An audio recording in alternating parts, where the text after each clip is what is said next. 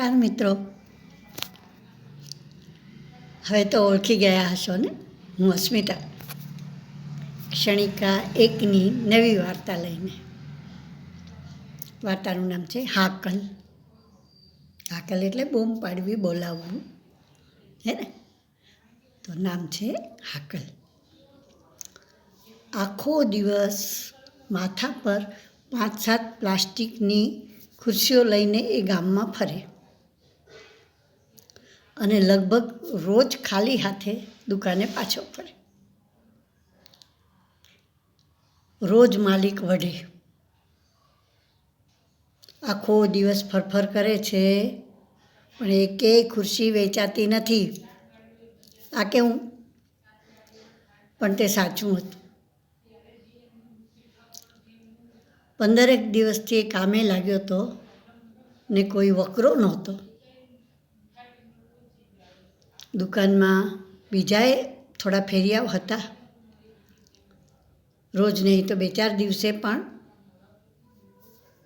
એકાદ ખુરશી તો વેચી જ નાખતા. એને પણ ખબર ના પડતી કે આમ કેમ થાય છે. માલિક જેમ સમજાવે છે તે મુજબ એ આખો દિવસ ફરે છે ને તોય ખાલી હાથે પાછો ફરે છે. આખરે માલિક થાક્યો.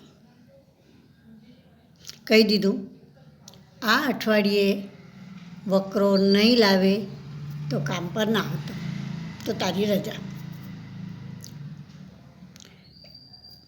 એ તો ઉપડવું જ પડે ને. તોય પરિણામ શૂન્ય. માલિક સામે નીચે મુંડી કરીને ઊભો રહ્યો.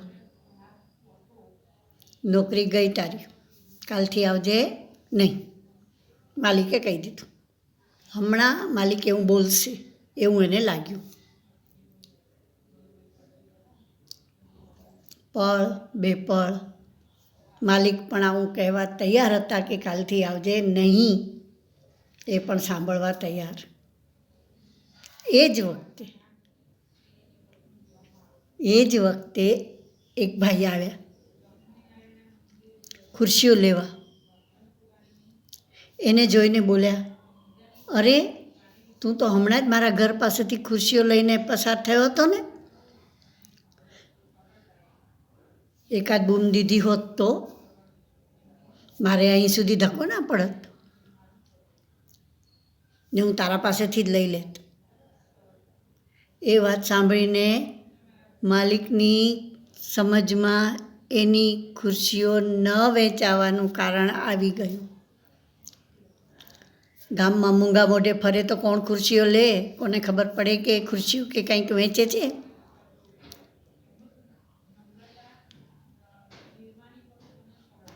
માલિકે સમજાવ્યો કે ભાઈ, વેચવા નીકળ્યો છે તો બૂમ પાડ, હાકલ દઈને બધાને બોલાવ.